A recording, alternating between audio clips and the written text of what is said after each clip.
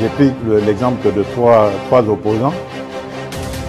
J'ai commencé par Martin Fayoulou. Je dis, mais il n'a jamais reconnu les résultats des dernières élections. Comment est-ce qu'il acceptera ma main tendue? Moïse Katumbi était prêt à faire la même chose. Il avait même fait la même chose, mais grâce évidemment à la pression des siens, il a accepté qu'il rentre dans les institutions, mais lui reste borderline. Joseph Kabila, n'en parlons pas. Lui, il a carrément boycotté les élections et prépare une insurrection parce que l'AFC, c'est lui. Je sais qui est derrière. C'est pas ma tête qu'il cherche, il cherche la tête du chef de l'État. Et qu'il sache que je ne vais pas reculer d'un seul pas. Protégez ce qui compte le plus pour vous grâce à notre système de clôture électrique connecté. Qu'est-ce point pour vos fermes agricoles, vos parcs et vos entreprises? Notre système de clôture électrique intelligente vous offre une surveillance continue, même en cas de coupure du courant, une sécurité maximale grâce au courant dissuasif, une tranquillité d'esprit 24 heures sur 24 et 7 jours sur 7. Avec nous, votre sécurité n'est plus un hasard, mais c'est une certitude. Contactez-nous dès aujourd'hui pour protéger vos biens. Mesdames et messieurs, heureux de vous retrouver dans le cadre de notre émission Tolobela Ekolo. Merci de nous avoir choisis. Je sais que vous êtes très nombreux. Merci déjà à Nabino sur vos abonnés et vos soukawanate, vos parrainés d'autres Congolais. Nous allons découvrir Bissoté. Les lots, au Koutani de Soukouna Robeta Masolo et Mboka, Naebeke Makele, les Amengi, critique les Amengi. Concernant la présence à Mokonzi Mboka dans un forum organisé sous l'initiative d'Emmanuel Macron, le président français, pour les soutiens à la paix, mais aussi à la prospérité dans la région des Grands Lacs, Mingelobami. Mais vous allez comprendre aussi, finalement, chaque sortie à l'international expose Kagame et ressort Kagame dans la tranche Oyo Batamaka. Aujourd'hui, vous serez étonné à Koyoka Makambo, ministre des Affaires étrangères, Rwanda Lobby. On en parle dans cette émission. Au cours de cette émission, mesdames et messieurs, nous allons parler de la suspension presque de tous les partis politiques, des acteurs politiques qui ont pu prendre part à la conclave organisée par l'ancien président Joseph Kabila na Nairobi, Togobeta Lisolo Nango, mais aussi Lisolo a quelques réalisations au niveau de la ville-province de Kinshasa, pourquoi pas la République démocratique du Congo. Et pour parler de ces sujets, Pasteur Guillet est là pour répondre à nos questions, ainsi que moi, Namboka Pascaline, sous la coordination et la régie, il y a Steve Kondé et Paiwapi Topesi Mbote. Pasteur Guillet, bienvenue. Merci, les comiques, bon début de week-end de Nayo, bon début de week-end na Dame de Fer, bon début de week-end na Bandekognon, Sobalanda Kabiso, de partout. Kimia na Mabota Nabino, ici c'est Balobelia Peuple Télévision. Ndenge mwana mboka Pascaline Kasongo Alobaka moko ya bisika kozwa info ya malonga pe o boza nango sur donc esika nyonso bozali. J'ai dit bonjour à mon ami, à mon frère de même âge, maître Jess Panzou, place à Olanda Bisso. On est toujours ensemble et naebi ke boza de cité et c'est une grâce aussi. Il y a clôturé le mois d'octobre aujourd'hui. Tobanda Kiango depuis le 1er et les lots pour la Salibisongolu. Tout le monde a fin nango 31 octobre 2025. Auto Vivango soutient l'histoire à Mokili. Donc merci Nankolo et merci aussi Nangolu Oyo Aosalabiso, Matondo Nayo, des comitéran et on est toujours ensemble. Merci Pasteur Guilly, moi Namboka Pascaline, bienvenue. Merci beaucoup Mitterrand, merci beaucoup na Steve Kondé HD, Kuna Epaiwa Bienvenue à Machini, merci beaucoup na Pasteur Guilly Bokwala qui me fait encore une fois l'honneur de partager avec lui ce plateau de Balobelia Peuple Télévision qui a toujours été tenu de main de maître de Mitterrand Naya à qui nous disons aussi merci. Merci na assistant Signon Soeza Nabiso à Nakatia Parc. Maman Marx Kassalou à la 4e rue résidentielle limitée Kinshasa. Donc merci beaucoup Nayo et aux Akolandabiso de l'autre côté, au Limbaraté, chaque fois on aura notification, il y a Balobelia Peuple pour na kokota na chaîne Nabiso Kolandabiso, mais comme ça na tendenge yo linga Kolanda Balobelia Peuple, ça là été moninga mosusu oyo pena no s'abonner te, oyo pe ayebi sango ya Balobelia Peuple te, ayeba na ko s'abonner pour ayaka kozwa actualité, il y a Malunga, l'actualité sûre et certaine. capitaine. Donc voilà, Mitterrand, merci à tous ceux qui nous sont fidèles. Maman m'a dit les Congos, n'a pas si on botte ici qu'aux Ali Moulakissi. Bon week-end, Nayo, Bipaiwa Piozami, président Chikito Mouchachino. Bon week-end, Nabaïnion sur Balandarabiso. Pendant plusieurs années, la responsabilité de la France a été évoquée dans la République démocratique du Congo, parce que France, ça sera toujours complice dans la donc on a soutien au apporte le Rwanda. Aujourd'hui, voir Emmanuel Macron à l'initiative d'un forum du soutien à la paix et à la prospérité du pays, donc dans la région des Grands Lacs. Macron qui annonce avoir réussi finalement à la communauté internationale à mobiliser 1,5 milliard d'euros pour les populations vulnérables, surtout dans la partie est de la République démocratique du Congo. Pasteur Guillaume Ozo expliquait en même temps Emmanuel Macron a pyromane et sapeur-pompier. Est-ce que c'est normal aujourd'hui comme on a Macron bateau yo ba pelisi moto bangalisa moto na mamba bitumba este to mona bango lelo bakomi ko luka compassion bakomi ko compatir na population na biso bakomi ko luka ko organiser ba forum ya solidarité ba forum pour na ko luka ba aide humanitaire pour na ba congolais meurtris surtout dans la partie est de la République démocratique du Congo. Des comités, merci na maman Pascaline Kassongo. Le président de la République aloba qui a lobby désormais est-ce que Barobeta Lisolo à Congo Congo banda ozalaka chaque fois représenté. Peut-être que na bande komishu ba mona mabe ndenge mokonzamboka même biso, même moi pasteur Gili na yebi via maman Pascaline te, mais même moi pasteur Gili na la qui peut contenter il y a voyage il y a président de la République précisément na Paris. Mais des comités na zonga na na banda na préambule ya motuna na yo tango beti Lisolo il y a France.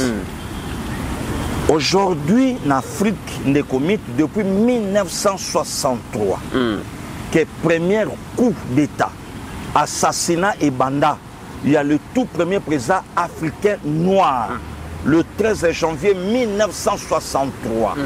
Le père de l'indépendance, il y a Togo, Silvano Olympio. Si Togo a l'élo place au Tosa, une affaire, il y a vingtaine, maman Pascaline Kassongo, il y a chef d'État africain. Oyo France aza à la base ya makambonyo seleka. Oyebi lelo so beti Lisolo ba coup d'état au France à kota. Limbisanga de comité pour na kombo na yo, ba africain ba kobo sana un certain François Mitterrand. Il a l'auteur yaba do ya makambo belé. François Mitterrand a yé na Élysée na 1981 baptême de feu na ya Liboso le président égyptien Anwar El Sadat. Et baptême de feu nae ya Souka Juvenal Abiyarimana na Cyprien Tariamera. Et aujourd'hui avec Emmanuel Macron moto aye encore qu'on noircir image ya France. Na trouvant un peu bizarre que makambo union sur le zoleka na partie est de la République démocratique du Congo, c'est bien hein. Tout le monde en France a débloqué somme moko boya pesa. Mais est-ce que bandi lelo tout ce temps France à Salawapi. Officiellement depuis octobre 1996. Si le loto en octobre 2025, jour pour jour, 29 ans. France à la Kawapi de comité. À la Kawapi. Vous savez quoi? Pour le président congolais, aïe kotombo la mungongo. Quand il est dans le bas, que si kanyo soba olobe la Congo face à la wana. Donc, il y a des Congo qui sont absents.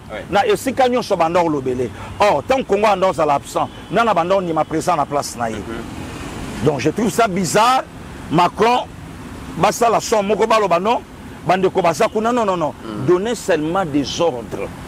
Na bateau basakuna bazonga epa na bango via ba paisible citoyen maman Pascaline Mtaloba bongo via ba paisible citoyen babika ndenge oyo babanda ko bika na mboka na bango point barre. Dans mobilisation à l'international pour l'aide humanitaire tozana posta nango vraiment te biso tana posta ki bitumbe sila et la France et toutes ces puissances occidentales wana ils ont la possibilité d'imposer la fin de la guerre. Mais hypocrisie des autres à pasteur Guy. Le comité moyembi moko munene na mboka nanga ayemba kanze momoko ne bande la carrière solo naye di cap alobaka lobe abi motabolo ko alane na posa biloko oliate liberté kaka liberté abima lelo bakoti na mais vinini bande ko na biso est ba obika nango vinini est-ce que besoin za ko soutenir bango na ndenge ya damage ba biloko belé mais est-ce que vie o bango ba vivre nango siko basa na besoin on a to ba na besoin ya liberté na bango ndenge mboka na bango ezalaka avion outi Kasai et outi Kine kiti Goma et ke Bukavu na nzela mai azongi eloko batu o biso nyonso to luka lelo na yango wana donc lelo France a biso d'accord to lobana ye que yo muto oyedaka Rwanda pour akoisa Goma na Bukavu et lelo au bando il y a une duplicité de maïle mabe il y a kokotsa net que non tout soutenir on n'a pas besoin de ça besoin ça ba fungola biso frontière bato basakunda bazonga ipana bango et bande ko na biso ba congolais babika na Kenya.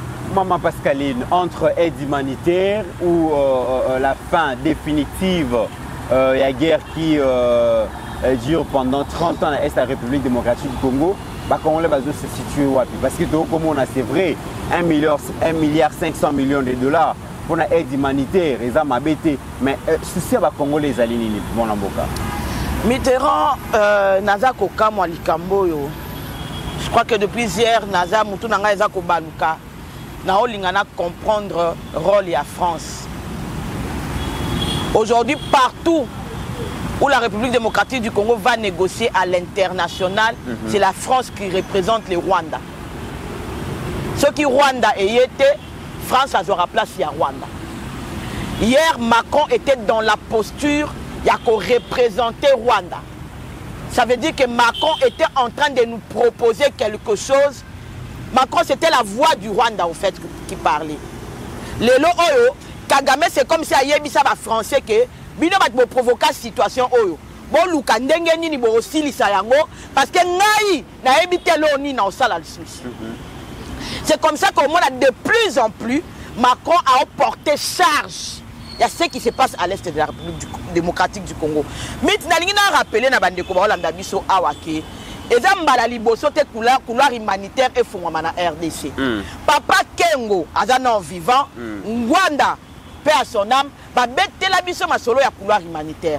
Couloir humanitaire, yango mute meme la biso lelo guerre sans fin auto vivre pendant 30 ans. Je pense opération turquoise. Oui, dans l'ingala comme appelle wana.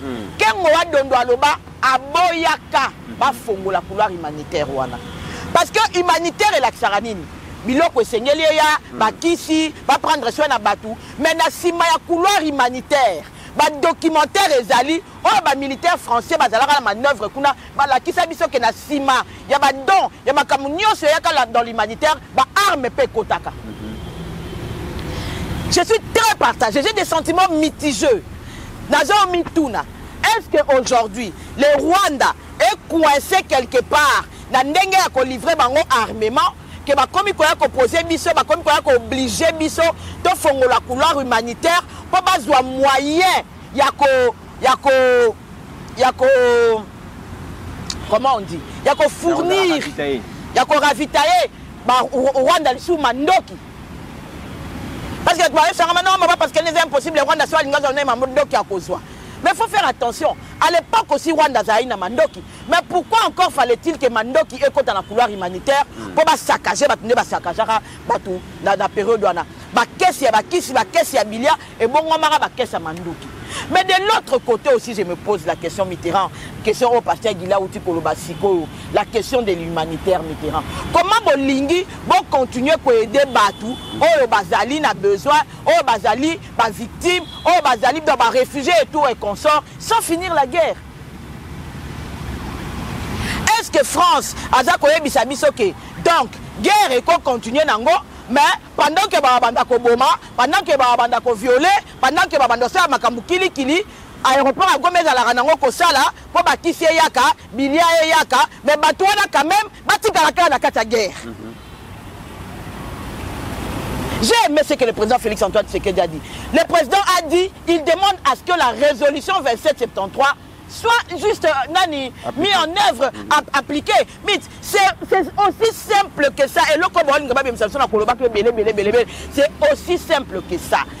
Que le Rwanda qui est sur notre sol se retire. Président suisse, je crois il y a 2 ou 3 ans, dans le humanitaire au Mitterrand. Mais si on a mis la Goma, tout le monde a réfugié Mitterrand, parce qu'on vivre, Goma par exemple, essentiellement, et mabanga. L'arve via volcan, ou te tapisaka, sol ya Goma. Bon, comment la mouta sali bâche, ate mousse likola mabanga. O mitu na bateau, bazola la awa, ndengeni. Ba réfugié, bazalaki déjà, ba camp, ba réfugié, comme déjà tellement ébélé que ba camp ya sika, et zalaki ka kofonga ba Mitterrand na ya. Donc, nga na o mituna, humanitaire, ba ba lingi d'accord. Aéroport à Goma fonga d'accord. Po biloko aroya et ya kolia banda koya. Bah, on est d'accord. Mais maintenant, qu'en est-il de la partie rébellion? On ne parle pas de ce que la rébellion devient. Quelqu'un d'autre me dirait, le maman Pascaline, n'est pas aéroport à Yagom et c'est une façon de dire que bah, rebelle, il faut pas l'ongwa. Bah, rebelle, il faut pas l'ongwa. Mais il y avait un processus Mobimba, qu'on obse tout et tout. Où est-ce qu'on en est avec toute cette démarche aujourd'hui Mitterrand pour que tout comme à la conclusion que à l'aéroport Yagoma il faut fondre pour des raisons humanitaires. Bon, Tolongwe na volé wana. Deuxième volet na Ngaina Luba parce qu'il a autour de la introduction. Les gens qui ont fustigé que Fatih ne soit pas à Paris. On a vu que Bissot le long de la communauté internationale dans la même ancrage que Rwanda na consort. Bango a l'ONU Mississa et c'est là pendant des années. Ils ont été considérés comme des victimes pendant plus de 100 ans aujourd'hui, Mitterrand. Dans la guerre, la guerre, tout ça, ancrage au point où Bissot les autres peine qu'on fait reconnaître Génocostes na Bissot, mais il y a reconnu pour rien du tout. Donc, ancrage au RDC dans la communauté internationale, et ça mon côté Rwanda. C'est pourquoi Félix Antoine Tshisekedi, ayant prêté serment ici, qu'il faut veiller l'intégrité territoriale. Il doit être partout où on parle de la RDC.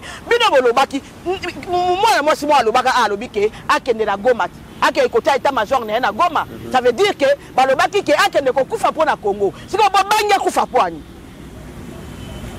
pourquoi tout le monde était sur les qui-vivent au que les Français étaient au Bomayo? Mais bien le Baraka qui est acquis à Goma, ceux qui ont Koufa pour na Congo, Koufa pour na Congo. L'équipe a congolais au Baokoufa chaque jour na Est. Si on a quelqu'un qui en France pour na Nini. Parce que ceux qui roulent na président, on a endossé et c'est qu'un jour ceux qui font Koufa pour na Congo, il faut Koufa pour na Congo. Parce que être président de la République, c'est être responsable de la vie de tous les Congolais. Donc ça on met pas ça mbeka pour les Congolais. On koufa, le bitotanga héros pour les Congolais, ça c'est pas un problème. Pourquoi vous banga qui koufa alors que souvent la bino zalaka a qui côté kutu kije na Goma. Et si ça se met à chaque jour. Tant que vous avez que tu as Goma, tout le monde a ses soucis qui sont qui ont koufa toi Robika. Et on commence à de Paris. Et si quand on a la Macambouya RDC, est-ce qu'il y a autant de combat RDC? Tout le monde a dit que le président Koufa. Mais le combat président Koufa, mais le souhaita que tu as kije na Goma. Quand on fait la Kinshasa, on sait le Loroté, à na Est, état-major général, et comme on a Est, présidence de la République, et comme on a Est. Donc aujourd'hui, moi je vois mal que les gens se présentent et commencent à paniquer et dire que le président ne pouvait pas aller parce que Barouluka Baobomaï. Bino Bokalsine Félix Antoine Tshisekedi comme président, aïe Barate Kazarana risque qu'il y a un jour Babomaï. Tant que ennemi Félix Tshisekedi pour Babomaï, il faut qu'il y ait Paris. Vous voyez combien de fois va tenter na Kobomaï à Ouakaka na Kinshasa. Mais Laurent Désiré, Allah qui assassinat a été. Oui, le président de la République est à la Nîmes. Tout le monde a créé qu'à la veste, à Zongalangala, à Zaekoseka. Être président de la République, c'est aussi mettre sa vie au péril d'un risque. C'est ça, être président de la République. Surtout être président de la République dans un pays aussi conflictuel que la RDC. Quand un président de la République est esthétique, quand un président de la République est congolais. Félix Antoine Tshisekedi encore un pouvoir, comme le temps perdre poids. C'est ça aussi être président de la République. Être président de la République, comme président de la République, une année après guerre et bandé aussi la tête. Donc, c'est moi Ezake Senghor. Mais Félix Tshisekedi Ndazawana, à Koufa Kamikolo Nyonso, chaque jour, qu'on a la Kolamukana Ezarangolu, chaque jour, tant qu'il y a na RDC, tant qu'il faut voyager, tant qu'il faut que le RDC, elle est à Paris, elle est aux États-Unis, elle est à Doha, elle est à Tanzanie, elle est à Angola, à Koufara chaque jour. Très bien. Nzambende mutabate la kae, tindenga za abo mwendenga za lelo. Être président de la République, c'est mourir chaque jour. Et il y a des Congolais qui blaguent avec ça. À la mouka, il faut pas bête à président de la République Mbata pour attirer aucun de France. Vous pensez que les solutions de ces pays, faire la guerre, c'est bien. Mais un pays n'est pas dirigé que par la guerre. Parce qu'après, si on l'a dit, discours, il y a Félix Antoine Tshisekedi de la France. Il parle beaucoup du droit international. Je ne sais pas si vous l'avez suivi. Il a parlé du droit international à plus de 4-5 fois. Parce que les pays, ils ont droit à la quantité. Parce qu'il a fait la relation internationale. Vous pensez que comment on dirige un pays? Quand on est signataire, voilà. Quand on est signataire de la charte des Nations Unies, quand on est signataire de la charte de Belé Belé,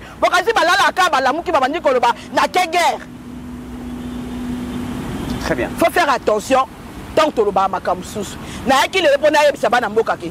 Ndebo bangi la rafatia kufana. Boya bakakufara na yemi ko nyonso. Aza wana ponzambe ndali ngaza la wana. Très bien. Pasteur Gili évoqué. De comité pardon, hein, na complété moi na mboka po na moni ya Mati Makasi. Obi na vandi lobi na bandi komitu na motuna. Au moment que FARDC a eu position au bando sala mabe na Rwanda na ba supplétif na ye, ne moment France a télémi. France a lobby abim non, s'il y a moyen, bon fongola nzela na aéroport à Goma, bisoto bandoya c'est bien bon, biloke banda kota et lamba kisi bande ko ba vivre kuna et makambe belé belé tout ça boy na boy na boy na boy. Mais tout ce temps, officiellement depuis janvier de cette année, France a la qui wapi na ba mois de mars, a la qui wapi na ba mois de mai, a la qui wapi na ba mois de juillet, au moment que FARDC a télémi, a eu posture. Il y a position à l'icolo de France à Lingisco à la Lissabiso Pongi. Donc, autrement dit, dans mon local Rwanda bino boko kate, de comité na betelo lisolo, bande ko ba Hollanda biso. Maman Pascaline, oyebi frère moko ya muke mo konzamboka uto bimisa. Apparemment to moni ango rien. Faisons la paix de brave. De comité ko kanga misolo bi ango. Oyebi que la paix de brave muteboti na Nairobi. Ah bon? Faisons la paix.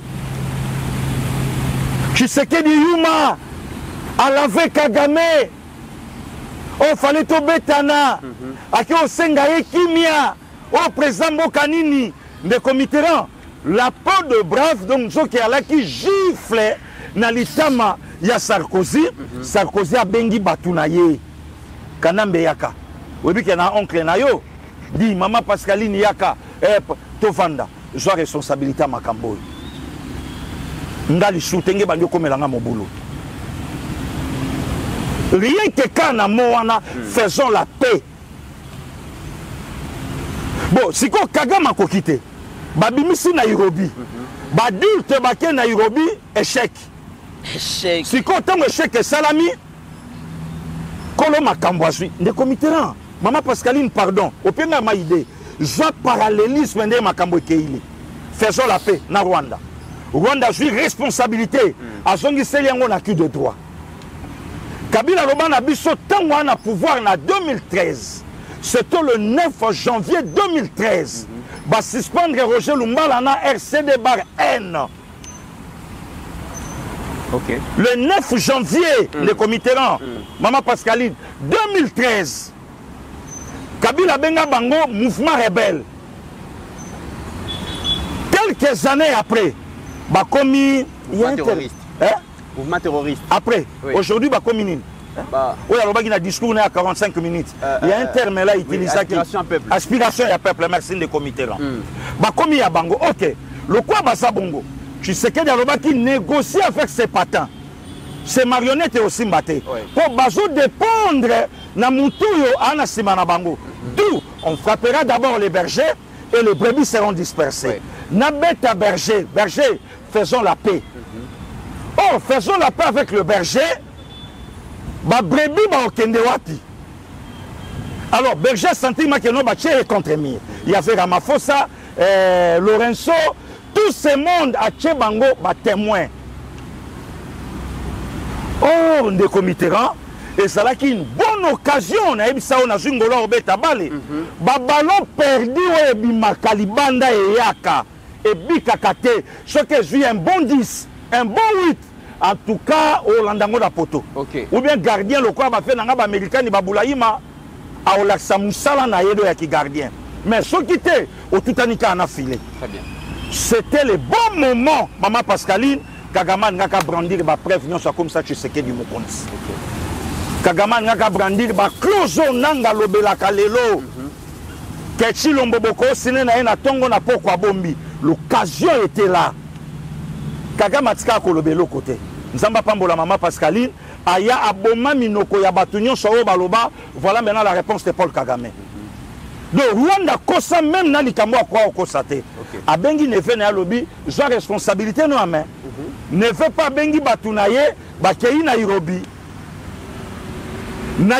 échec France azi makambu na ye lokola yom totinda biso yom toyeda biso toko isagoma makambutu ndamena na comme souffler to sa ndeni nesika France azi mena idée il y a aide humanitaire au papa Kengo lobaka na biso le comité na biso koli na politique biso matokoli donc tozwa maba cour tozwango donc le loso maman Pascaline a tuninga bi ah leader makambo président Tshisekedi ya loba yu lobby non yeb songa bi maman Pascaline résolution na e bimaka na ba propos ya Dan Marshall après deuxième guerre mondiale c'était dans les années 1947 48 na charte des Nations Unies que ba état et vivre ensemble na relation internationale. Et aujourd'hui, France a monique a commis coincé contre mi, à l'ukaya kozongi salabiso et loko déjà to stopola kanango, to polanango de fate, ba mikolo na kisasa balobaka na poche bololé ba kotsa loboko mba moko. Déjà basi ba kotsa biso loboko, na comprenanga bien mutamaye la zunge loko. Tango yo kotsa suna kango loboko. Voilà. Mon amboka Pascaline, la question est allée que tango Basangani na Est République démocratique du Congo pour soutien à la paix et à la prospérité. On parle de la solidarité, on parle de campagne de récolte des fonds pour venir en aide à un peuple vulnérable, à meurtrier pendant 30 ans. Ezali Malamou, mais la voie par laquelle doit passer toutes ces aides-là, ils allaient beaucoup plus aéroport international ya Goma. Aéroport wana ils siko na territoire ya Nyiragongo na maboko ya M23, Bukavu na M23. Président français a annoncé l'ouverture immédiate de l'aéroport ya Goma pour des fins humanitaires. Mais yokana no réaction ya ministre des Affaires étrangères rwandais Olivier Ndungoueri et ceux qui n'ont pas comme on a été, tout l'année, le mois extrait à Makamboa, comme ça, tout la Kozonga. En tout cas, tu repères c'est comme Bakassayen pour comme moi, tu repères en côté. Tout l'année. Tout d'abord, avant de revenir à votre question, nous remercions la France et le président Macron pour avoir convoqué cette réunion sur la question humanitaire, qui est une question importante. Et concernant l'aéroport de Goma, il vous souviendra que l'aéroport de Goma est aux mains des autorités de fait, qui sont la FCM 23. Et donc nous, notre position du Rwanda, c'est d'abord de s'assurer que les décisions soient prises dans le cadre de négociations de Doha, puisque c'est là où le gouvernement congolais et la FCM 23 sont assis pour négocier une solution à cette crise. Donc c'est dans ce cadre-là, avec les autorités de fait qui tiennent l'aéroport de Goma, que cela doit se faire. Ce n'est pas ici, Paris ne peut réouvrir un aéroport, puisque les premiers concernés ne sont pas là. Ça, c'est la première chose. Et la deuxième chose, on parle de la situation humanitaire. Mais la situation humanitaire dépend d'une situation sécuritaire. Et quelle est la situation sécuritaire?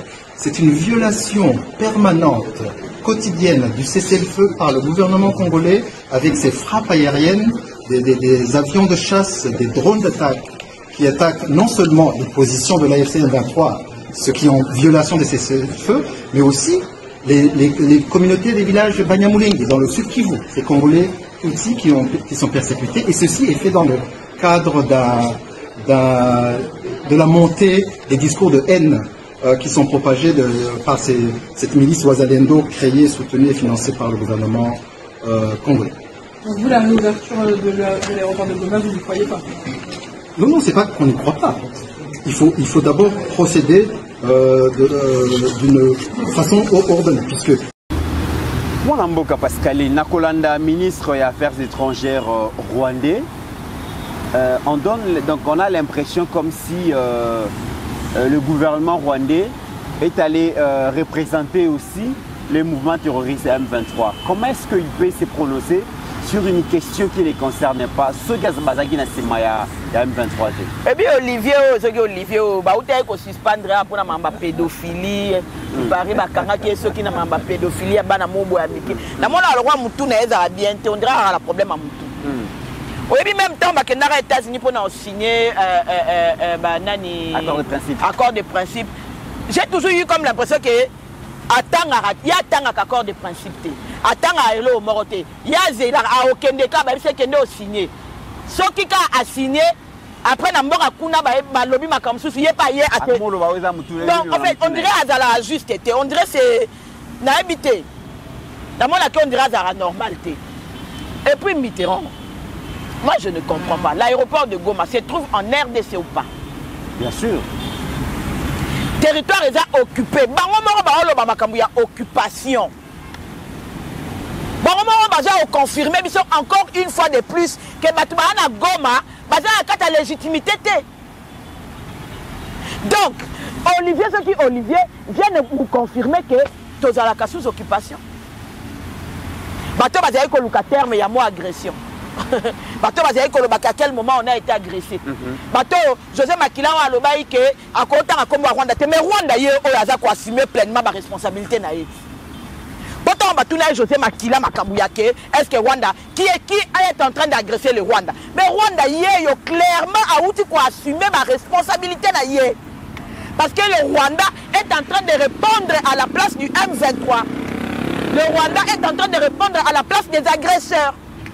Nengeka Tolobarake, Kabila, Bissimwa, Makenga, Uniga, Nanga à la fin, parce que la décision Mouta a décidé la Rabango, Rwanda. Donc pour le Rwanda, il fallait inviter aussi les mouvements terroristes dans le forum aux organisés. On parle d'un forum des pays du Grand Lac. Le Grand Lac est une sous-région. Oui. Et ça, je crois, Burundi, Ouganda, Rwanda, Kenya, RDC. Et d'ailleurs, RDC est le plus grand pays dans il y a la région Grand Lac. Parce que ce soit économiquement, que ce soit géopolitique, que ce soit géographiquement, méditerranéen.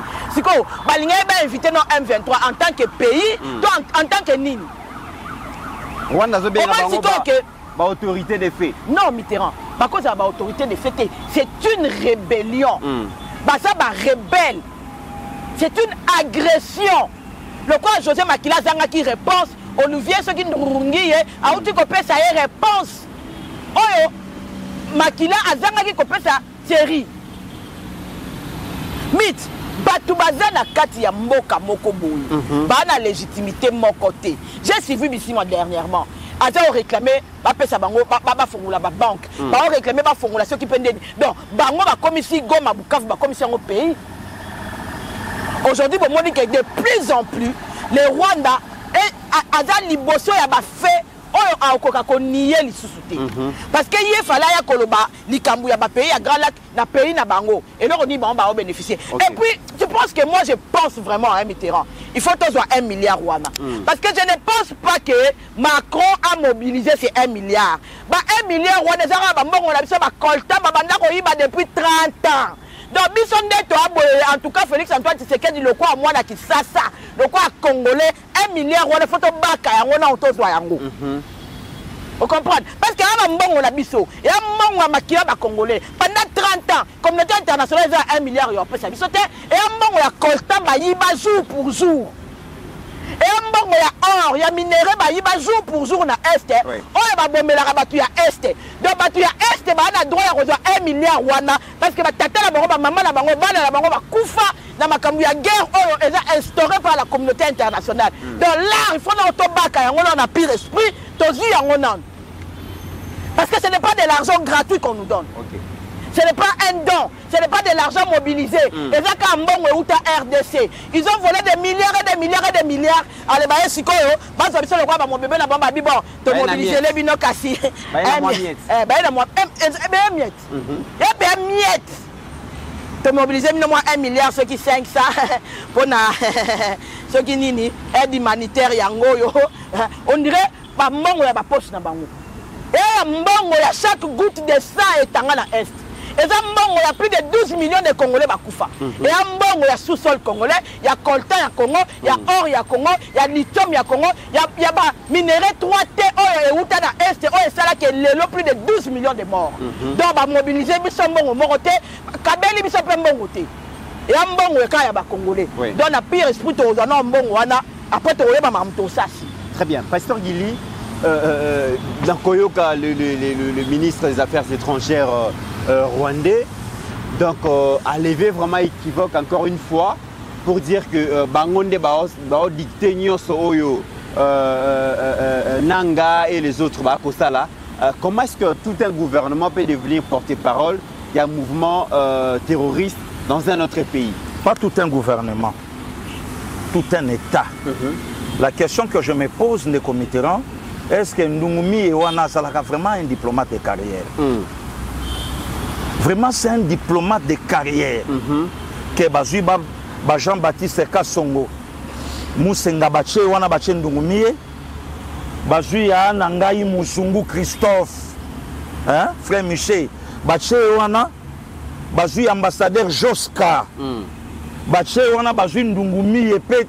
Tant qu'un diplomate est bâché, moi je bénis Dieu. Maman Pascaline, n'a pas mboli Nzambe. Aujourd'hui, Rwanda a commis Koloba langage, il y a basiplétif naïe. Donc, Rwanda a fait montrer dans le monde, et ça l'a pas congolais, et ça biso Rwanda. Motuna nanga, ne commit. Tolandi Corneille nanga, Tolandi Bissimwa. Balobi, notre objectif, et ça l'a été à Okoma Kinshasa. Te, nanga. Que votre oui soit oui, que votre non est kalaka non. Objectif Nabino et Zalaki Kinshasa. Bolakabiso avant le 23 mars, Bolakabiso avant le 30 juin. Et Zala, donc des bozana marche Nabino et ça vers Kin. De comité Simba Tatawana. Namituna alakana mayele toi Zalaka. Il y a un terme bamongo tolobaka ekiminga ekoya. Mais non, c'est pas normal. C'est pas normal. Il y a à côté d'Ika, Makamba Doha comment, tandis que résolution, il y a 2773. Et ça, non, l'icône à Bango. À côté d'Ika Bango, na Doha comment. Le président congolais, les comités, c'est clair. Au moins, les lois entre RDC na Rwanda. Cour Mobimba Kobanda, j'ai un kilikolo relation internationale. Comment Congo démocratique a qu'on doit discuter dans mouvement rebelle? Ça ne se fait pas, Maman Pascaline. Bisoto Kobeta né na Rwanda. C'est par là que le président congolais a bimisi makambu ya droit international sur ma État, sur ma nation. Et à combien plus forte raison aujourd'hui le Rwanda a joué parti à Makambounaye à la Tissango que Bango Fobasala non Bango ne Fobasala biso na Bango rien à voir. Yango moni maman na biso ya affaires étrangères c'est qui encore les noms?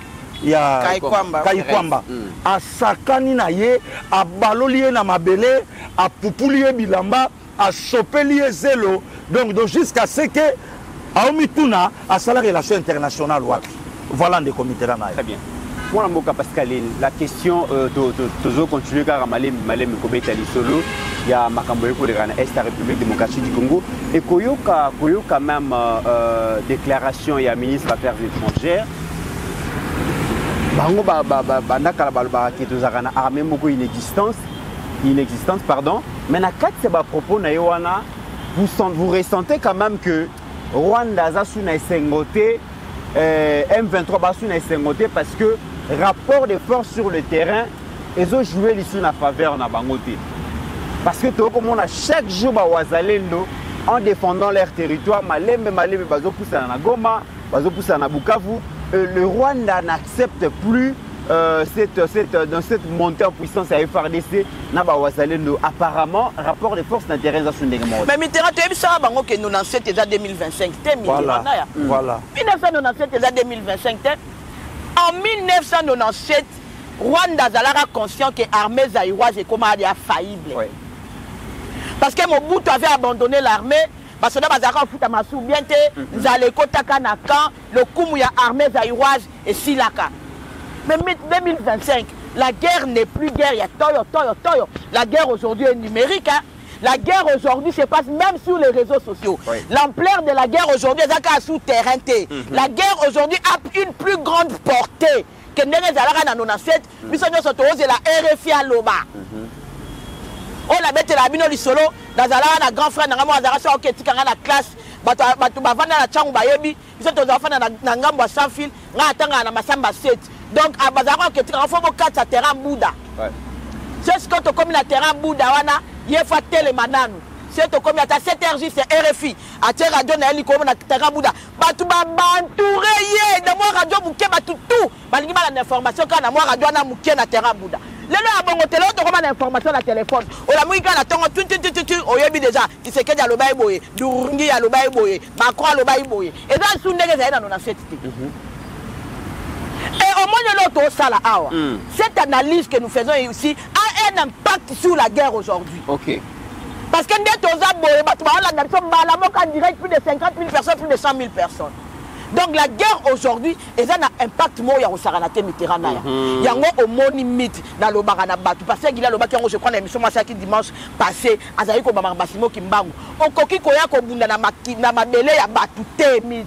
Mabele oyo ya Congo ko bundisa yo parce que biso to sakaka na mabele ya Congo oyo mikolo nyonso. Ba kimbangu bakufi pamba te, ba Lumumba bakufi pamba te, récemment ba ale moloto bakufi pamba te. Bakufi bazali ko sakali ko mabele ya Congo. Bakufi bazali ko sakali ko mabela Congo. To bamba ko ende ko dondo te 30 bodondo akaka. Bisi moi outi ko loba alobi ke ba kanisa te ke ba faible. Bisi moi ceux qui bisi moi comme on est dans la nani. Si vous vous préparez à tuer le peuple congolais, soyez prêts. Mais soyez aussi prêts que ça sera la dernière fois. Parce que c'est massacre oh boza ko se préparer bon ça là et ko za yambala suka pe yango mte obengala bino ali bela histoire de ko retenir et l'or moko ya mabe obne bolinga bo créer. Très bien. Parce que je l'ai suivi lui-même la dingam na lobi ngoté alobi gouvernement à Kinshasa. D'ailleurs je te corrige. Il n'existe pas un gouvernement de Kinshasa. C'est le gouvernement de la RDC. Sous lequel Ozali pour utiliser un franc congolais, ça veut dire que Tilelo, on a la C, il y a le gouvernement RDC. On a la monnaie, Bazanelo, Moroté. Donc, Félix Tshisekedi a dirigé un Bissolabino. Ok. Et là, quand on a dit que le gouvernement de Kinshasa a respecté la bananité, Bissotonico qui a dialogue, mais quand ça est toi faible, beaucoup a répliqué. Réplique, c'est préparé pour ça là. Na bande de Kozala Yambala Yasuka. Pendesika l'isolo guerre penza et que sili. Parce que plus personne ne va vous regarder. Mais tu as réveillé nani ya bana mboka sur quelque chose. Nanga que ça la lobbying le pour la sanction. Donc là on a comprendre que nanga kendaka ko bunda pona ko ya ko longola pouvoir awate. Nanga a été accablé par les sanctions. Et aujourd'hui bango tout ne va pas sanctionner. On dit qu'en dehors du fait que M23 faut se retirer, bami tout n'a expliqué parce que bango baza sous sanction. Très bien. Baza sous sanction, c'est des personnes axifiées.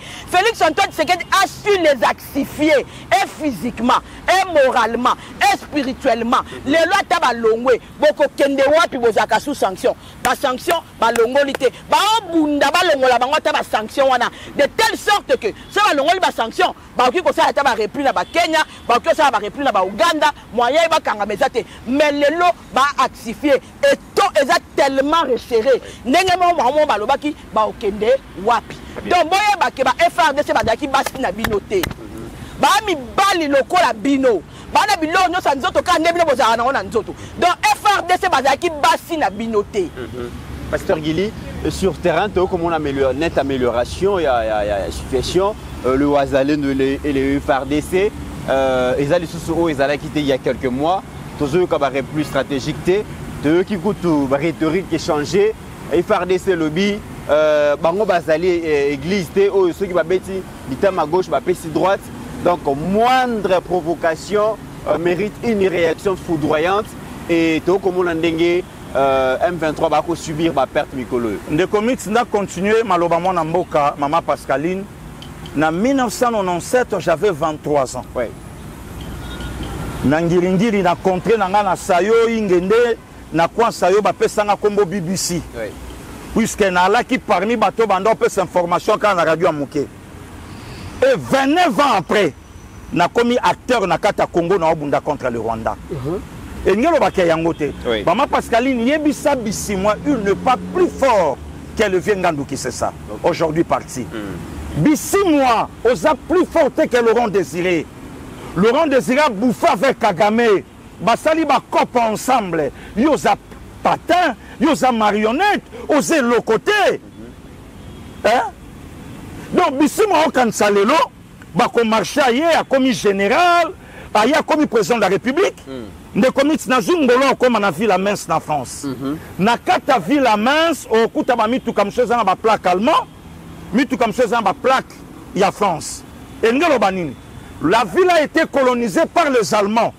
Mais tolali tolamuki ndenge mama Denise alobaka lobi même atabiso to kokate ba na biso ba récupérer. Mais cette fois c'est ça souba na bisoté. Tant mon papa Rochero alors ayembaka Congo à venir na 1969 Kebana Bali Koye Kola Tshisekedi avait 6 ans. Nsanga Mobutu. Abotama Inanouta.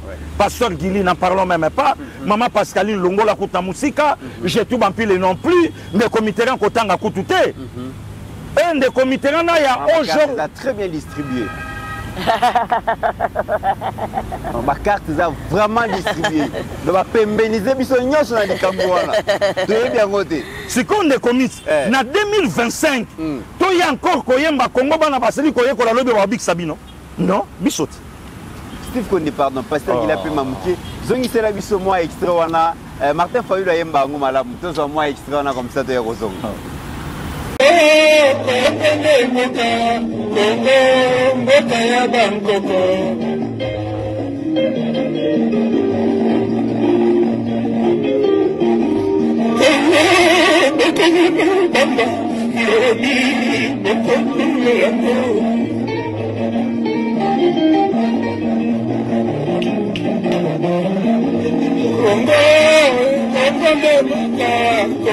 Il y a ma femme à la salle orchestre les comités là, maman Pascaline, Tobunda, Olobiango très bien.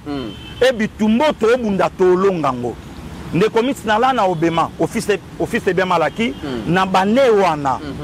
Tant que va suspendre PDG Jean-Baptiste Moulemba na Mouense Congolo. Aujourd'hui Mouense Congolais où? Bisi moi kanisate, Kendeng na Saboye. Ayebi orgueil ba papa Gaïta Kakuchi ba ala nango.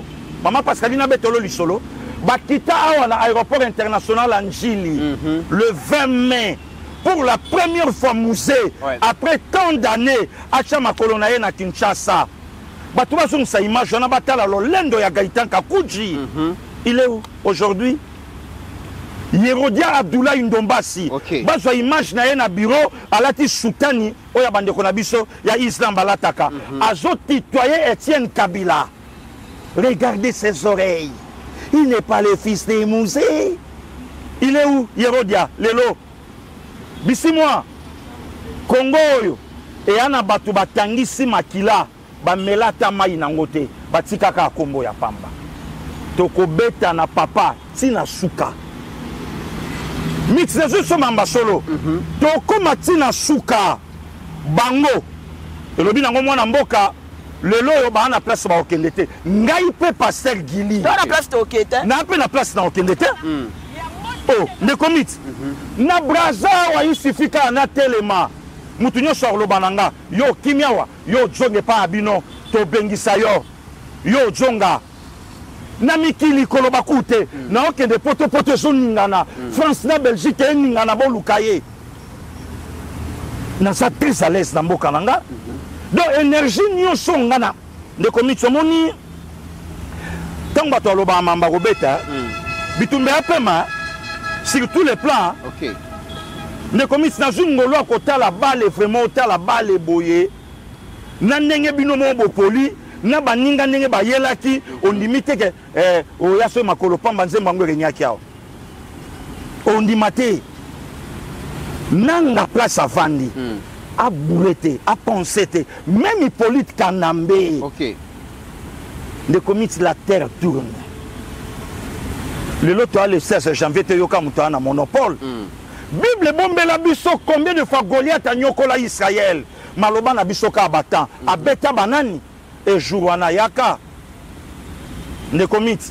jour wana pe Goliath yaka ba Philistin pe ba yaka mais mukolo nzamba yaka et alaka pe aéroport wana biso moto fongolango très bien peto za la délégation liboso e koma bisimwa na obetelo lisolo na obetelo lisolo na zungolu ya ko vivre afdel ya sika ya 1997 naza portier na résidence à PDG Moulemba tokangami na chef à protocole à Moussa à l'époque Saïdi Mwepu ancien numéro 5 à Mazembe wana histoire te yoke sur la tili chovimbani oyo bisimolobi et tele ba bisimwa toko sila na awa OK au moins de to ça l'émission mitsen kola fungolo misu nenge grand prêtre kayebisaki ba mbaye koli ondi matin basimo kimbangu basawa oh siko bangisa bato peste donc de commis yo kansima don de biso to tambola kaboye même ba woyi babatela biso te ba woyi bakindati bakende kete so bakende ne Elina Moïse babimaka te pour ba fortifier grand prêtre ba woyi bakende kete balongwa kande na bomoto bake mais ndenge bango bazana ba detara biso de loin de commis ngana betelo lisolo ya makambo eleka crash ya nani équipe nationale à Zambie hein Kalouche azokita azos information na Libreville que baningane bakoyi na large ya océan bakufi aucun survivant maman Pascaline mais quelques années après Zambie azobeta finale la Coupe d'Afrique na Côte d'Ivoire wapi na Gabon Kaloucha kena ba joueur lelo ba petso ba kalaba ba onyo so ba renya na Mazembe Kaloucha kena bango ska baninga na ye ba kufa a otanga bango na ba kombo azolela abi Zambie lelo a komi place obino bokomate toyoka sango tuna lisolo na monde et puis quel Côte d'Ivoire ya ba Yaya Touré ya ba Drogba Didier ba lela Zambie abotola bango coupe nde komiti ndenge tozao ba papa Simon Baza ba cardinal Malula Baza ba Lumumba Bayali de comité bi ko bundela mabele za na puissance mususu il y a des frères mon total rabe mission limité que Pascal Mtalobi et local donc bisi moi peu sokaye ou bien to kutena atana ba Dar es Salaam OK même corps à corps bisi ma perdre nazib so vérité aux échecs oh bon ya sana nguya ya nani ye bisi mo ndenga za azana nguya nani c'est ça ana nguya nani ana nguya mutute apolele bisi moko bunda na kombo ya roi soki mwini ndana kena mamba roi mwini wapi ndana olobaka tata olobaka mboka babundela rango na obundela mboka nanga po lipamboli nange so dépendre na mabele o de komisinga komi bogar na poto terre de komisinga sui matama na poto terre ah bon nga batutu ba mona ndenge na sa ko se métamorphoser awa na mboko yo awat ul bosu matama ezala ide e la kate ezala wa oh mele yo kotati Rwanda te donc on a comme bagarre au moins tu gagnes kolo azambala mo pa comme kota ngai akomo sunga et lobi que j'ai tout intérêt ya ko bundela obi er moto ba finga biso de commit er mon enfant da mo telinde ko afingi yo olobi te na komi place ango OK ah mais ya na poto c'est quoi zo tanga comme mutu na Afrique po ba baloba mboka ta Afrique continent c'est quoi zo tanga comme na mutu na Afrique ndenge nini ah biso bato banda ko yoka bango na banzembo ah lelo ko mosela nga pe mission c'est que faut na forcer les sous c'est que faut na attaquer les sous ah bon biso na to kimite siko ye mutu abundela Congo akima pona nini abundela musika masolo banga na okima donc soka ye déjà que tout la musiya sasa ah donc c'est que nga amanda mobali donc c'est comme ça ne commit to ko récupérer Congo oyo na mobimba nango pe to ko soutenir notre président Tinali Fobo. Très bien. Moi mboka Pascal to ko tana sujet mususu ba leader politique nyonso oyo ba participer qui na conclave oyo et de la qui organisé par l'ancien président Joseph Kabila ba parti na bango nyonso a suspendu. Parti à Matata suspendu, parti à Setskikoun suspendu, parti à Théophile Mbemba, parti à José Makila, parti le PPRD, parti à Kabila Yemoko, parti à Bango Nyonso. Ils ont suspendu le lobby. Bango Balobi, on est allé provocation de plus, ils ont démocratie. Il ne pèse pas beau sanaté, Makambo, Bavir, Oya Salatan, Azara en opposition. N'a aucun cas de suspendre Bongo UDPS. Donc les lotos, la confirmation que c'est la tyrannie, c'est la dictature qui s'installe dans la République démocratique du Congo et que Bazozo a peuple à témoin. Dans Mikolokoya, ils vont organiser des grandes activités de mobilisation populaire pour résister face à la tyrannie. Est-ce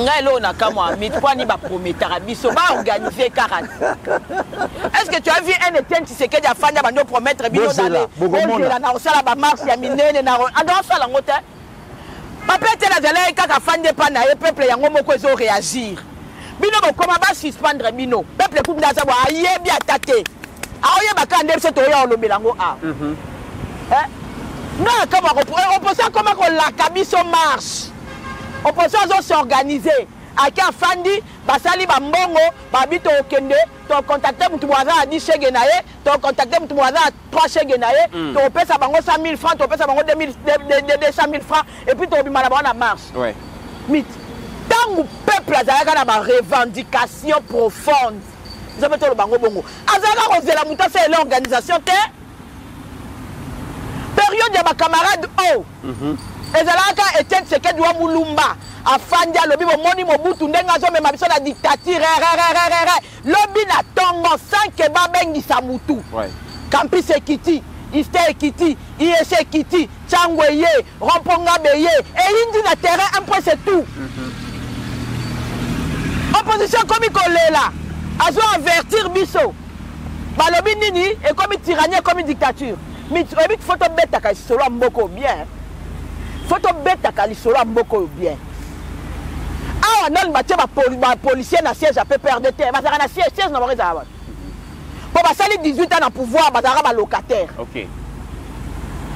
Mais na IDPS ma tara qui gère ma policier. Na yeb histoire wanate. Ah, wana siège. Pour papa était na bouzete, ma kangaye, ba té na prison à ciel ouvert. Siège à PPRD les Arabes. Partout est sali 18 ans. Et régné à 18 ans. Bazarana siège. Il semblerait que dernièrement et Yébani a adressé. Parti Moko et son siège tombe comme une opposition. Oh, un miracle, oui, que ma RDC est un miracle. Et c'est que vraiment comme ça, Tangana, Marambo sérieux comme un livre. Vous avez un pouvoir, vous avez un locataire. Binonde, vous avez un vrai tyran. Vous avez le pango à Batou. Vous avez siégé yango. Nandimite que ma fouta mbongo atatam ko pangwa. Na yo quand même chaleur à lokota le pango mais batikala ko lokota le pango pona partité. Batikala ko lokota le pango pona partité mais lokota ma pango pona bango. Et puis non seulement ko lokota mais le pango na bango ya Pumbuwa na iska siège à PPRD Zalaka, c'est au Mata Grand Hôtel. Est-ce que ba fouta ba mbongo nyoso ya mukolo pangwana? Ba on va comme ba millionnaire, ba tongi ba immeuble, ba investir na immobilier mais parti. Oh, bino bo ba suspendre le lot et tikala locataire. Pendant 18 ans. C'est que bino mo besoin partir au sérieux. Bino mo besoin partir au sérieux et puis ba matata tala ba ba ka ba botola. Kabila passe la résidence officielle née à GLM à Botola bilo abat. Na parti politique qui n'a un siège à Pesa yango à Botola. Vous allez venir nous parler d'un parti oh bino moko boyebi atati na parti yango te. Oh, vous êtes resté locataire pendant 18 ans et Tshisekedi va siéger. Étienne Tshisekedi Nakata tyrannie a été relégué. Qui ne le sait pas? Et ils vont venir nous parler de la maltraitance, de la tyrannie, de la dictature. Mais s'il y a un parti qui a été maltraité ici, c'est l'UDPS. Jusque prise à Souka, Bakendi Batumbi permanence, Batumbi na Batunakat. Na yebi sur la béré rouge. Peuple anda yebi sangai, c'est basi bakei, ceux qui attaquent police, c'est y a na bon ça la région na c'est passe na attaque police batindeli bangote.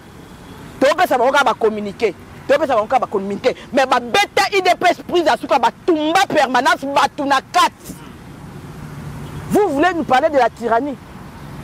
Mais s'il faut tyranniser les rebelles, nous allons pousser les gens à aller à Bakende pour s'afficher publiquement la rébellion. Pasteur Gili, Toyokaka, Pasteur Moura Lobé, ceux qui n'ont pas conseil, ils n'ont metté la rébellion. Les gens font monter sur la position, ils ont rébellion.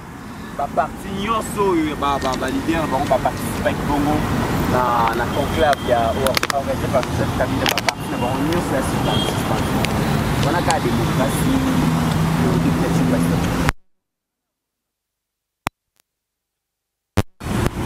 faut tout na bato. Démocratie ezala nini, faut tout na bato. Na moment to alaka na entre guillemets le père de la démocratie. Papa tient na là bana bato na 6 cercueils blancs. Le père de la démocratie. Moment où il y a une démocratie, dans le régime Abasanto, baboma deux journalistes ya minele dans ma kambaka mona sampo papa bango ba machette. Démocratie. Moment où il y a une démocratie, Rosia Bambili bangata zo kanga porte église, babete masasa kufa koya. Et à la Guinée, les comités souci à ba congolais, Shadak fera beta no tourna makala. Oh, ouais, na likamuni. Oh, aye ba ndé makala sangi dossier. Azangi dossier. Chadar Azangi dossier. Problème il y a quoi Azangi dossier dans la justice. Au secrétaire de député comment? Hein? Si on a des co bauto kangalobia ou amiko tsaka député et tout ça. Na Emmanuel Ramazani Chadar différence ces années. Ah ben. Na Chadar différence c'est ani. Kende komoka sièjaka amiko tsaka na liste ba député ayaka bon na Chadari différence c'est yekuto e monument ali na été. Transport ali na été. À côté à rapport aller la serre moko boye. Aye bi s'appelle serre on a qui na la député.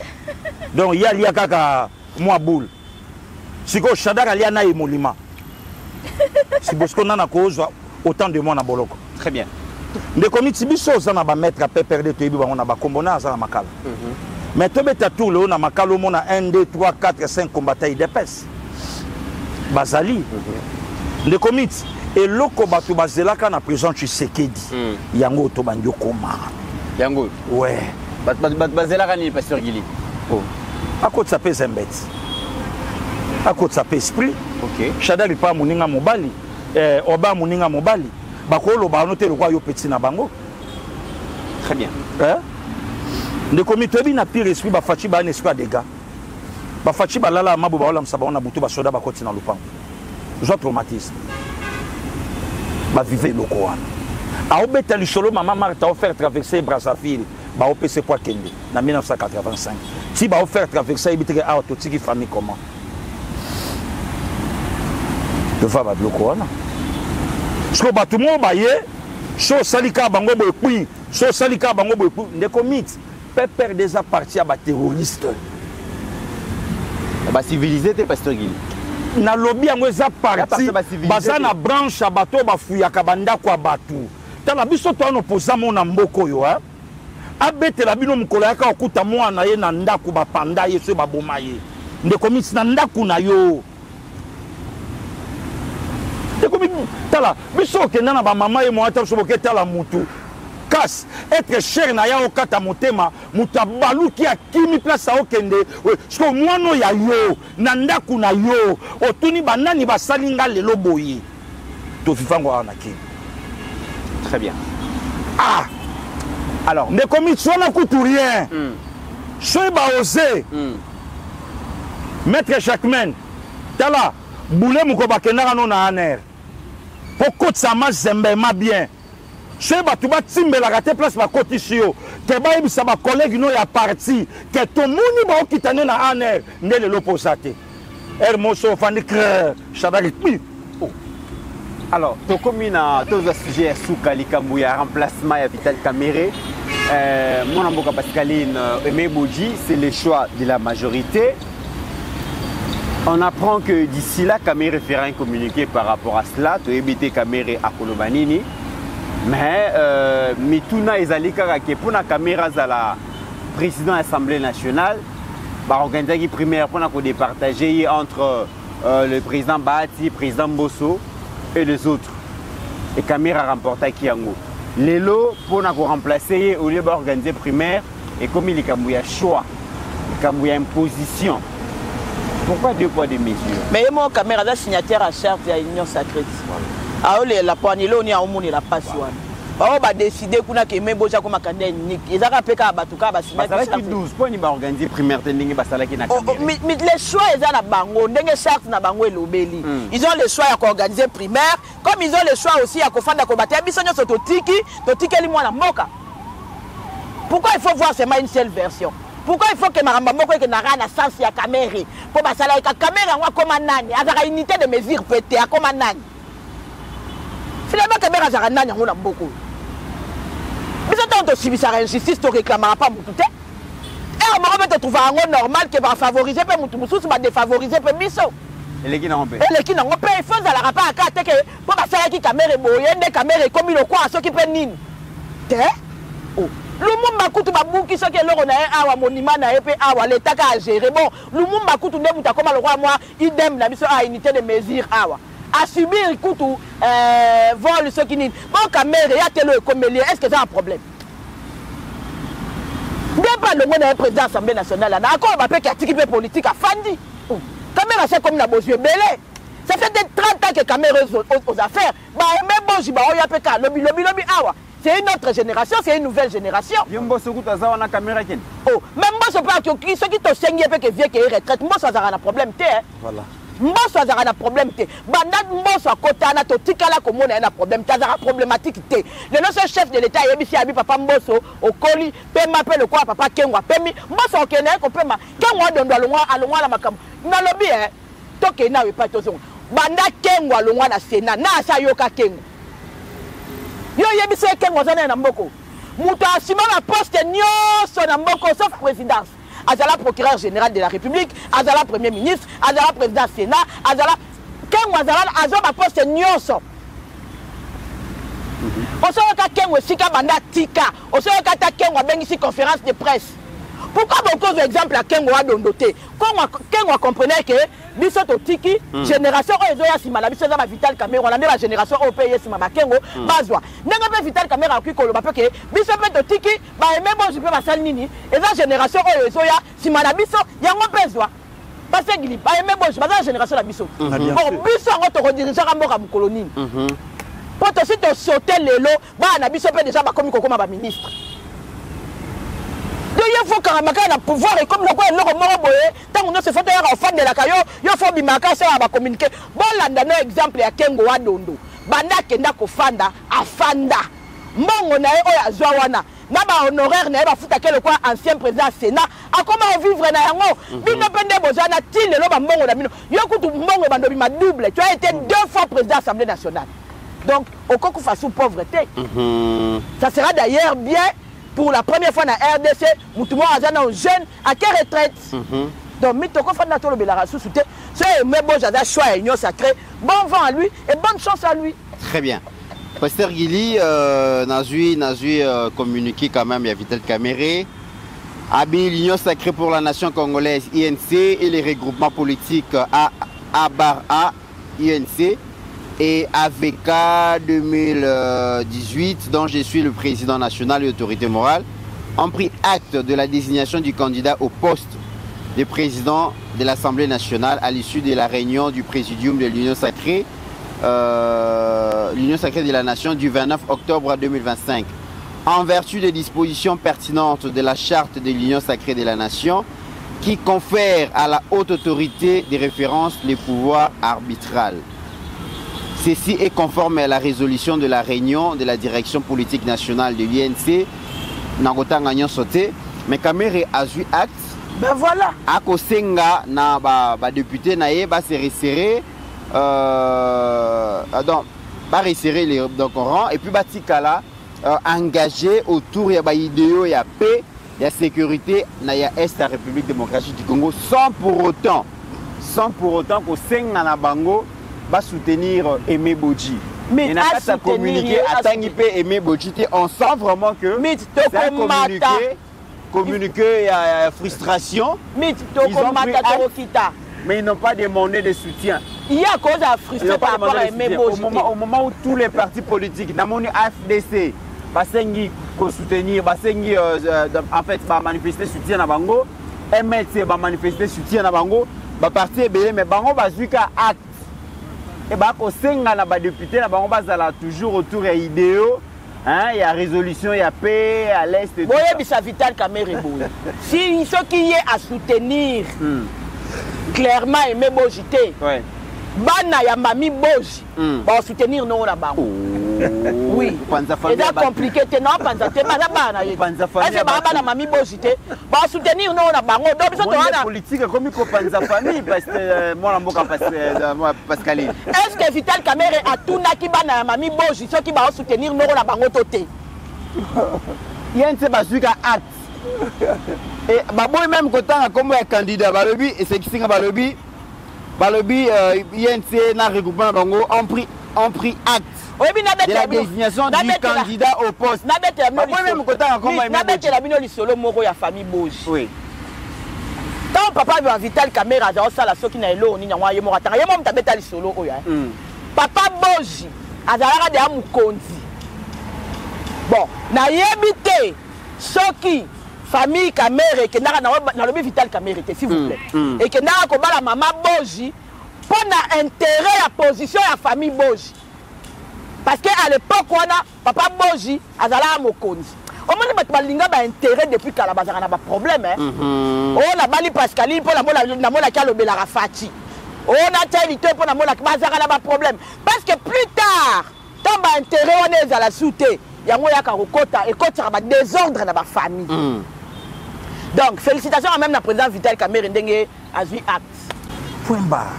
Surtout ngai loka na sepeli na communiqué à MLC je crois na AFDC, il n'est pas conflictuel.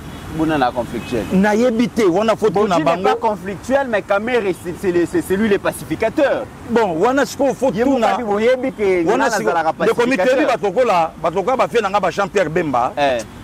Vient nanga alramana na tire ya bateau basala ba blague pa bateau.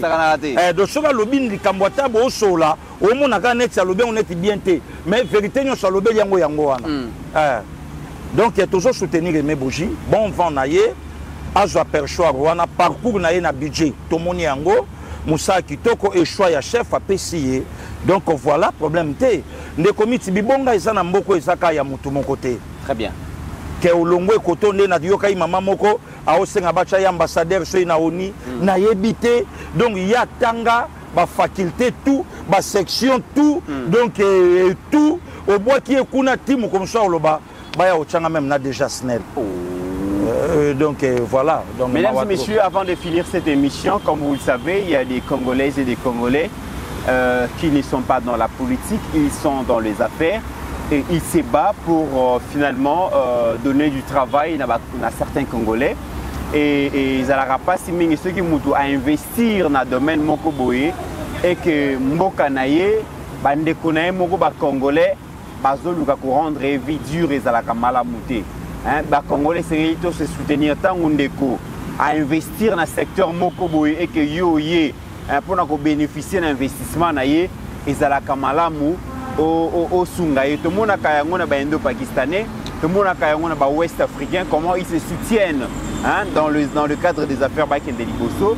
Nous avons un cas ici, Tokolo Bela Yangote, il y a un compatriote qui est victime, il y a acte, il y a trafic d'influence, certaines personnes qui seraient proches du président de la République, il y a Okipa, Ndeko, pendant plusieurs années, BBC Yango, il semblerait, d'après les informations, Obinomo Bokoyo Kayango, kasi lelo ndeko akolela ezali ya solo ezali ya lokuta tokopesa ye maloba kasi pe bandeko oyo baza concerné oyo bakotangama awa soki bokanisi ke ndeko oyo ya solo balingi koloba awa abuki lokuta boza na droit de réponse ya koyebisa biso pe version de fait na biso kasi tokopesa papa maloba.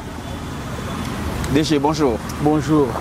Kombo nani bato bakolanda biso na République démocratique du Congo mais aussi à travers le monde balingi ba découvrir ozali nani et puis likambo nini oyo ememi yo na se nzete awa na plateau ya balobeli ya peuple.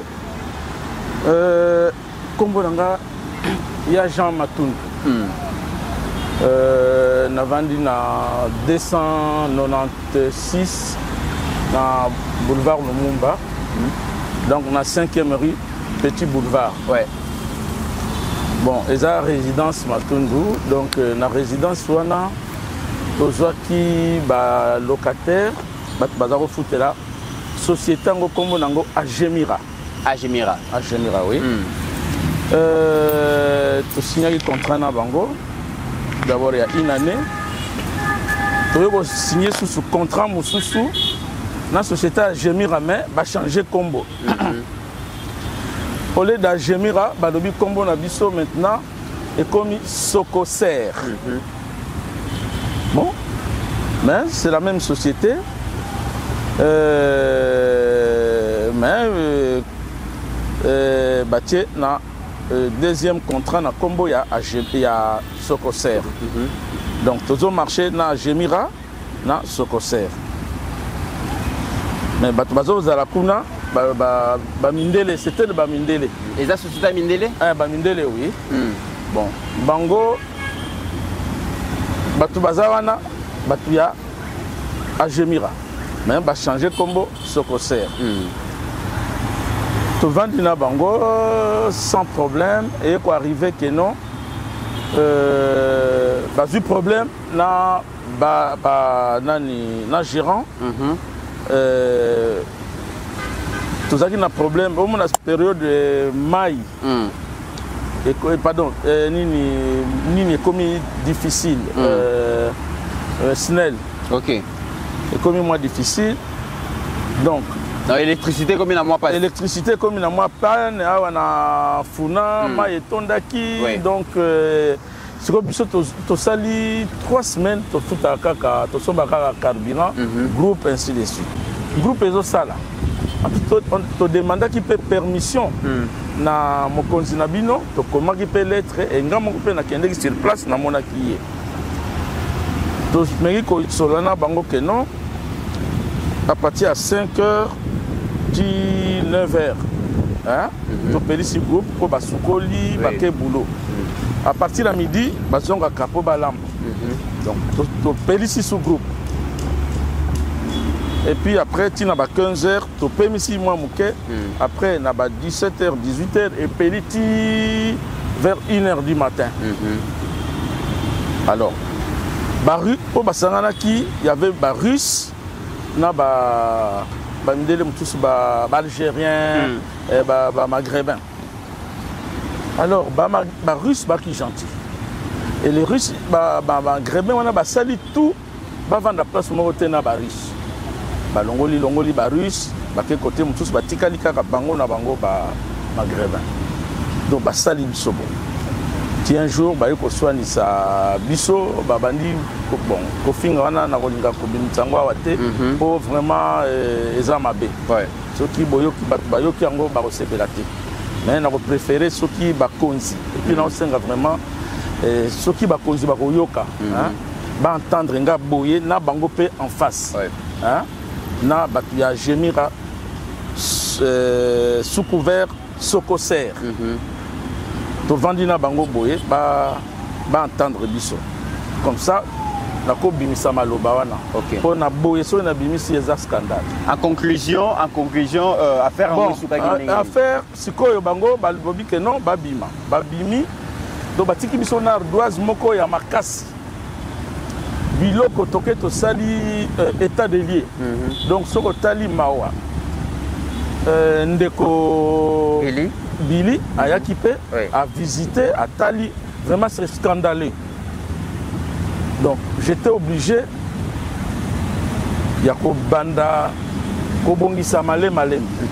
Donc comme là bango lettre balobi bon ardoise yango ya combien to pesi bango montant babi OK to kofuta donc juin juillet août septembre on a commis bango en octobre hein?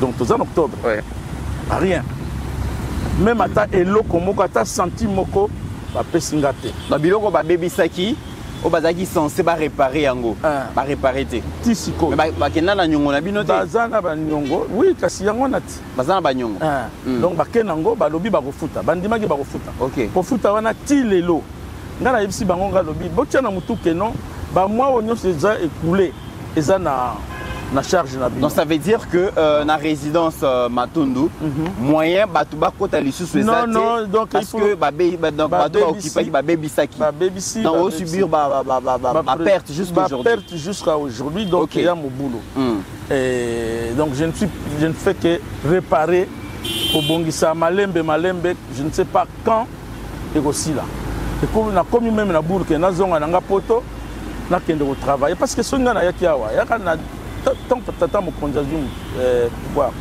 alors bon je suis entrepreneur batunyo sur poto ba na poto ba yebinga na société nanga na za na ngokuna ça bon na commission donc toqué partout donc na vandi donc bazo et puis eux salinga passe balobi na passe au même bangote parce qu'ils sont couverts par maison ya Mokonzi Mboka. Ils sont couverts par la maison Mokonzi Mboka. Bah couvert na président de la République. La présidence de la mais au lobby qui bazali bapaya. Bapaya. Bapaya. Bapaya. Mais lobby qui bazali couvert na président. Qui bazana Mokonzi Ayebi. Donc président de la République ndé atindi bango ba occupé ndaku ya congolais moko ba bebisa yango après ba futate président te mutatindi bango maintenant ba ko lobaki baza couvert mais justement kasi yango nga nazo linga hein nazo senga na tata Mokonzi ko ayebi société soki ayebi société oyo a Jemila et comme Socoser lelo ba changer sous combo et comme Congo Aérotechnique la nanga bien Congo Aérotechnique, Agemila, Socoser, Congo Aérotechnique. Je ne sais pas qu'est-ce qui est caché là derrière. Mais nga problème nanga ya liya, bafutanga na bongisa makambu nanga tout et puis basta. Très bien. C'est tout ce que moi je demande. Non nanga combien? En tout cas, mon temps ya moi mingi dali kolobate. Sikoyo. Monter à moi mingi. Ya moi mingi. OK. Ya moi mingi. Ardoise ya munene yangona nga nazo parce que ndenge to nazo loba boy. Je sais que ba service na biso eza vraiment compétent. Bako même la papa Mokonzi li loba oyo. Très bien. A interpellé bango Mokonzi na bango kombo na ye Olivier Bazin. Olivier Bazin. Il n'est pas à étranger. Étranger mundele asa Colo société Agemila. OK. Directeur administratif et financier naye kombo naye Frédéric Dors. Et puis mutache poto mingi na kati ndeko na biso congolais yende moto azali nani conseiller juridique na bango. OK. Donc conseiller wana mutu tamsu ba futi yepe mbongo omona le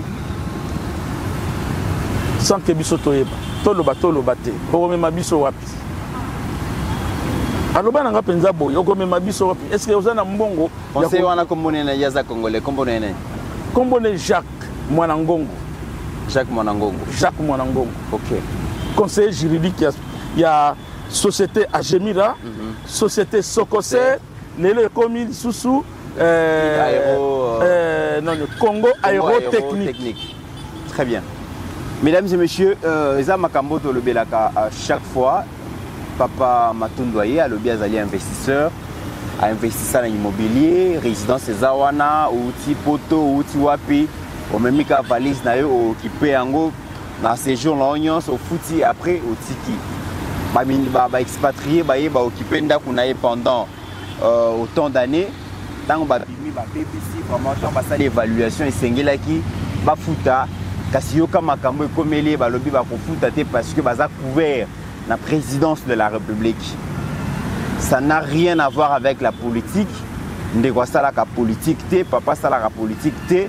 Mais tala lelo ba ko sala trafic d'influence na kombo ya mokonzi ya mboka. Voilà. Pona koboya ko futa mbongo na ye alors que ya zonga ki na mboka alanda ki mbela ya tata mokonzi oyo alobaki ke ba congolais bozonga na mboka na bino, bo investir na mboka na bino, bo pesa bandeko na bino misala. Lisumu oyo asali ezali kozonga na mboka Congo pour investir na immobilier ko pesa bandekone misala. Alors bino bato bozali boyebani na bakonzi bino pe bakonzi boko landa biso bino bato bozana part ya responsabilité bokoyi ko sala quelque chose tala dossier yango yo tosunga papa Matundu azonga na ba droit na ye bandeko wana epa na bango eloko boyi ko sala mate. Jamais na bamboka na bango un étranger ko sala eloko bazo sala epa na biso awa. Mais c'est reste que pour ça et c'est totalement de réagir. Voilà to komi na suka DG Matundu na ebiti maloba mususu ezali nga eloko nga na osengaka moko si réellement na lobi vraiment si réellement eza ndenge bazoloba ils sont couverts par la présidence de la République vraiment tata mokonzi atala likambo s'il faut que ba convoquer nga na bango pour na tangi kombo wana bien Olivier Bazin ye directeur la caméra Monsieur Olivier Bazin yende kolo société wana na directeur administratif na ye Monsieur Frédéric Dors conseiller juridique na bango Jacques Mwanangongo. Alors nga elo nazo senga ba pesanga kaka mbongo nanga na zongisa makambo nanga nyonso en ordre. Donc, c'est tout ce que moi je demande. Très bien. Parce que nous sommes entrepreneurs. J'ai une société au Nassala déjà depuis 2021. Tant que Tata Mokonzazi pouvoir à lobby que non, Banamboka au Bazana Poto Balingi Bazonga Bayako Sala Misala. Na Zonga na créé société depuis 2021. Matundu Business Group. Ngamoko Nazawana. Na travailler qui peut moi muke bino moko boya ki bomona ki peut place na zotonga souciat ya lukunga bomona ki yango hein bomona ki tozala ki wana bomoni na moi evre nga na sali mais dans un premier temps na mbongo nga moko je sais que là kuna problème yate ça n'a rien à voir na problème oyo hein ça n'a rien à voir na problème oyo donc si qu'on a ça ndeni très bien. Mais ça nini vraiment donc des mythes yo molobeli peuple so qui bozongis likambo yo ekomi epa ya mokonzi mboka esala bien nazawana nazobanga te na lingi te ke oh bona bona sali au bien nini non bazo ya na trafic d'influence. Très bien. Donc vraiment bazo ngana dingi kaka ba droit nanga c'est voilà. Tout ce que moi je demande. Mesdames et messieurs, ça n'est fini pour aujourd'hui. Merci beaucoup na Steve Condé, merci na Pasteur Gili, merci na Mwanamboka Pascaline, merci na DG Matundu OEP aye ko poser problème na balobeli à Peuple Télévision. Na yebi ki bozay belé bolanda kabiso ceux qui vraiment boyebi ki balobeli à Peuple Télévision, ils a force toyo kake papa DG Matundu azongi na mikolo ko ya ko remercier bino oyo bokomisi maloba oyo pa ya ba autorité pour que finalement la situation est à la résolue. Zoa maloba naye tindela bakonzi oyo yebi. Tokoti sa on ndako ya président, tokoti sa ndako ya première dame, tokoti sa on ndako ya ministre à justice, tokoti sa on ndako ya bakonzi nyonso pour que finalement un Congolais a la réhabilité na ba droit naye. Alors avec le même plaisir mesdames et messieurs, on se retrouve très prochainement.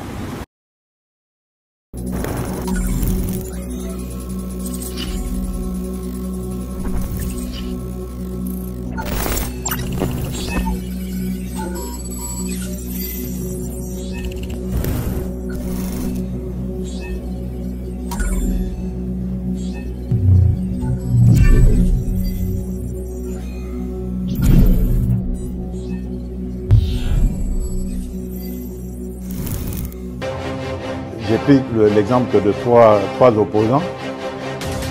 J'ai commencé par Martin Fayoulou. Je dis, mais il n'a jamais reconnu les résultats des dernières élections. Comment est-ce qu'il acceptera ma main tendue? Moïse Katumbi était prêt à faire la même chose. Il avait même fait la même chose, mais grâce évidemment à la pression des siens, il a accepté qu'il rentre dans les institutions, mais lui reste borderline. Joseph Kabila, n'en parlons pas. Lui, il a carrément boycotté les élections et prépare une insurrection, parce que l'AFC, c'est lui. Je sais qui est derrière. C'est pas ma tête qu'il cherche, il cherche la tête du chef de l'État. Et qu'il sache que je ne vais pas reculer.